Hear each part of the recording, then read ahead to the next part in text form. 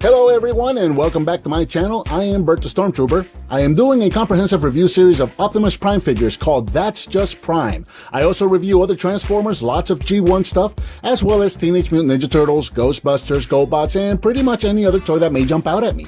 I also do the occasional arcade and pinball machine video, unboxings, vlogs, challenges, and miscellaneous videos where my daughter usually makes fun of me. Those are a lot of fun. If you're new to the channel, thanks for checking me out. Please be sure to click subscribe and hit that bell icon so you're notified when I upload a new video. I upload 2 videos a week, sometimes more. And don't forget to give me a thumbs up and share if you like what you see.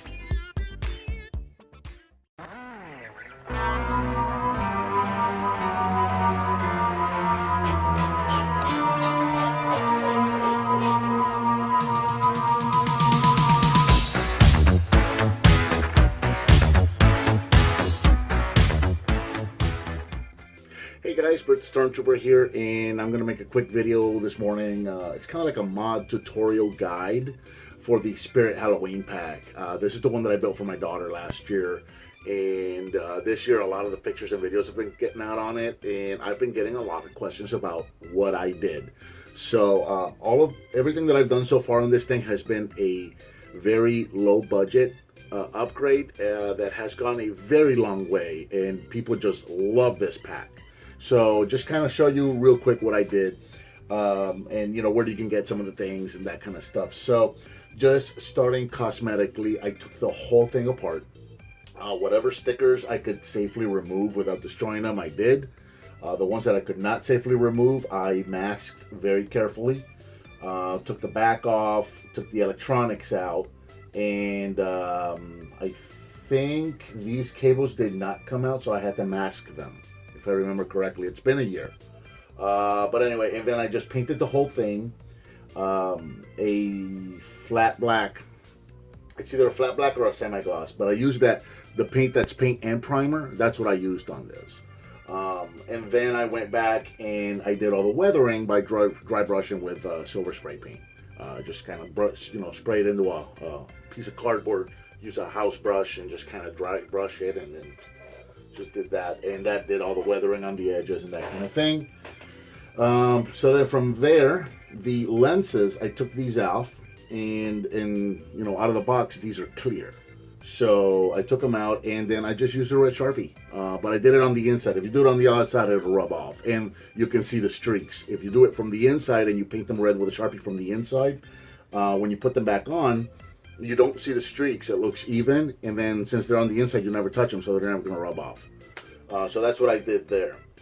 The ribbon cable, obviously got rid of that because I hated it, and then I just got a real one, and I think I bought it online on eBay for like 10 bucks, something like that. I found it real cheap. And then the clamp itself you can find on the hardware store. It's a couple cents. It's $1 at most. It's got to be less than $1 if I remember correctly, and they come in pairs. I did have to cut down here. I just used some files to widen that hole so that I could get the ribbon into the hole, and then hot glued it on the inside, and then hot glued it in here when I got it in there, and that's been there. It's been pretty good. Got a brass rod from Home Depot, and then I drilled it, and then I hot glued to the top on the inside. Replaced this cable with, this was a blue hose, so I replaced it with the yellow. I got the split loom that you can get at either, you can get this at the hardware store or you can get it at a home parts store as well. So I got the split loom to cover that cable there. Using some extra split loom, I went ahead and built another one of these right here, and using some blue hosing that I had extra. So that's loom there, and split loom here, and split loom up here, and then a blue hose to kind of recreate the second one of these cables that should be here that was not added. So I put that there, and then from the front, finally, I guess the last thing to show would be that I cut, is it gonna stay up here? I hope it stays up here. I cut the peg off of the gun, and then this is a solo cup or a Dixie cup holder piece. They're very common. You can find these on eBay for like 11 bucks. And that's what's on there, so that you can actually clip the gun on and off, and you know, it's not on the peg rotating, spinning, and falling off or anything like that. You can actually pull it up like you should. So that's everything for the front there, and then around the back, obviously I got the Alice frame. A lot of people, I've had some people ask me, where do you get the Alice frames? Military surplus store. Just Go to a military surplus store and you can find them. Usually they're about 15 bucks, 20 at most in my experience. And usually if I find one for 20 bucks, I don't buy it. Usually 10 to 15 bucks is the most I'll pay for an Alice frame. So any military surplus store is going to have these. I drilled holes on the pack itself. There, right back there. I tried to find the most inconspicuous spots I could. Down here I did not drill a hole. I used the slot that was in here already for the shoulder strap. And then I drilled another hole up here, and the whole thing is zip tied on. Just like that. It's just zip tied. And I can just cut the zip ties and take it off, and if I need to get in there and do whatever I need to do, which I've only ever had to do once. And then I zip tie it back on. Simple as that.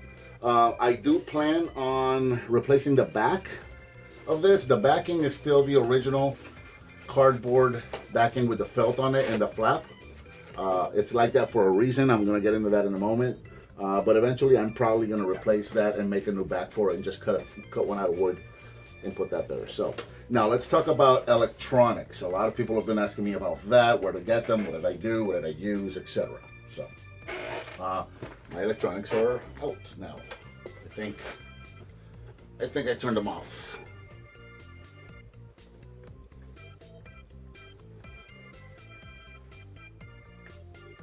There we go. So you saw how easy that was just now. Okay, so the electronics that I used, very, very cheap.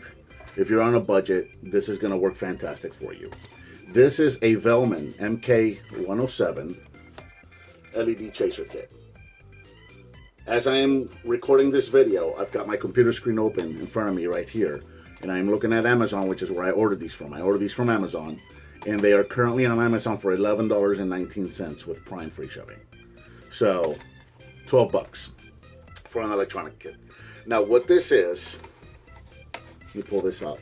This is a little board, and then you have a little 9-volt battery adapter that screws to the back of it, and then you've got 8 LEDs that attach to the top here, and they just kind of run, you know, in a pattern. And they just run in a straight line. It's just an LED chaser kit, and you can make it have one at a time, or you can make it do like where it lights up one, and it'll light up one, and then the start of here one, and then it lights up two, and then as 3 is coming on, 1 is turning off, and then it'll do that.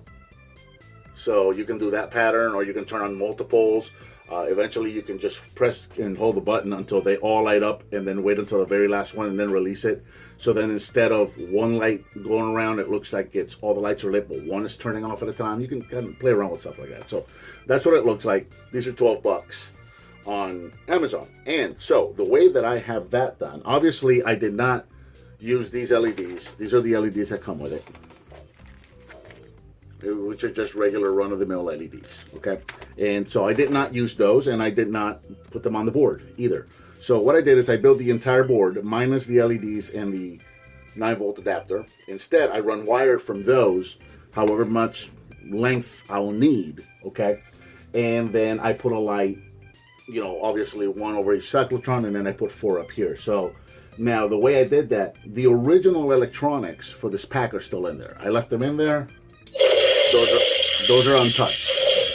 Okay, so what I did is in here there are 2 boards here for LEDs for the original electronics. They're like long and thin. They're a little shorter than that and about that thick, that wide like that. So if you can imagine this strip right here, a little smaller than that, you have one here and one here for these lights.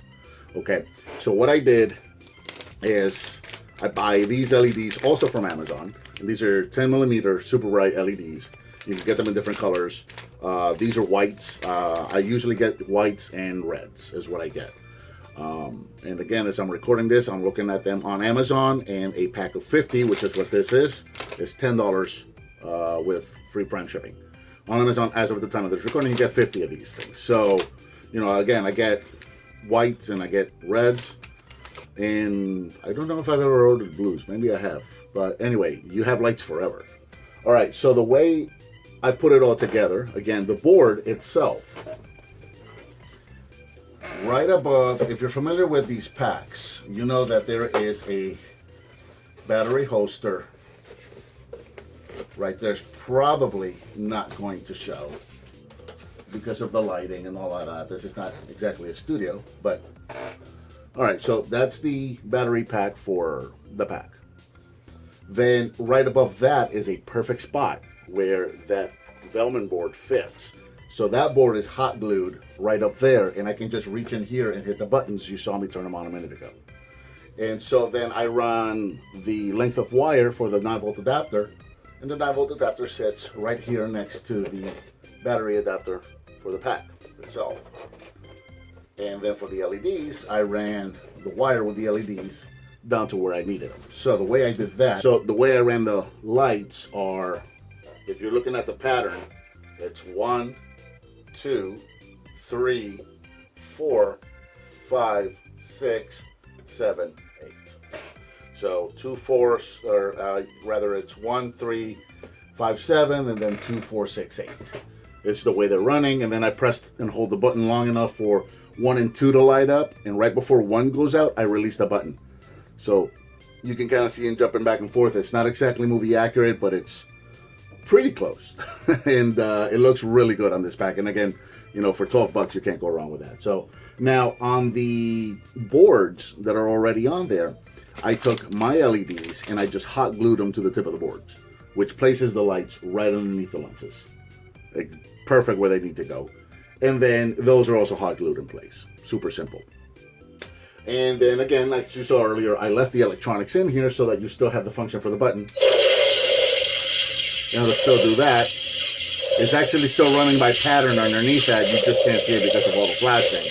And when it's finished, it still has its own ambient lights. So that is where the pack is now. That's everything that I've done. That's everything that I've used, and that's where to get everything. Now, in the future, currently I am working on this guy right here. I'm working on one of these full-size thrower to replace this one. And just look at how much better that's going to look. Because the one thing about this pack is that this is absolutely tiny. So I just hate it. So that's going to be replaced by this guy. This is a 3D printed one that I'm currently building. I am waiting on some lights to arrive. So that's kind of got this project on hold. But what I'm going to do with this is I am actually going to take the lights, the electronics out of this one, the lights and the switch and all of that, and I'm going to put them into this one. So when you press, the switch is going to be over here as it should be, but when you press that, it's going to do that. But then additionally, I'm also going to put my own lights in here so that when the pack is running like this, the one's not going to be unlit. I almost knocked it over. That would be terrible.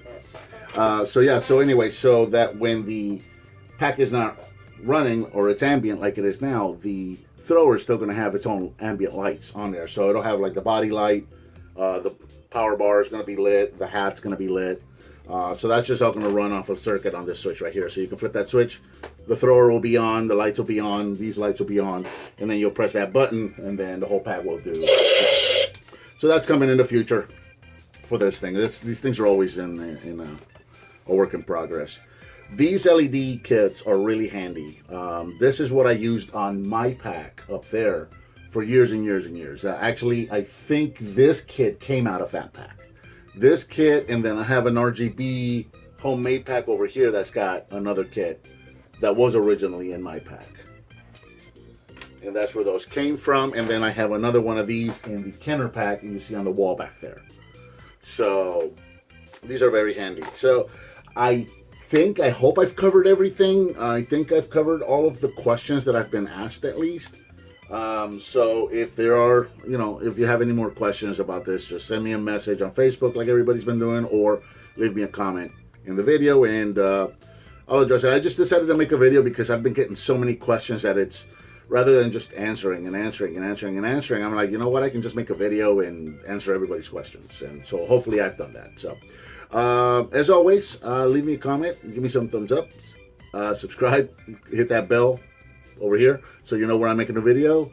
Share it with your friends if you like what you've seen, and I'll talk to you next time.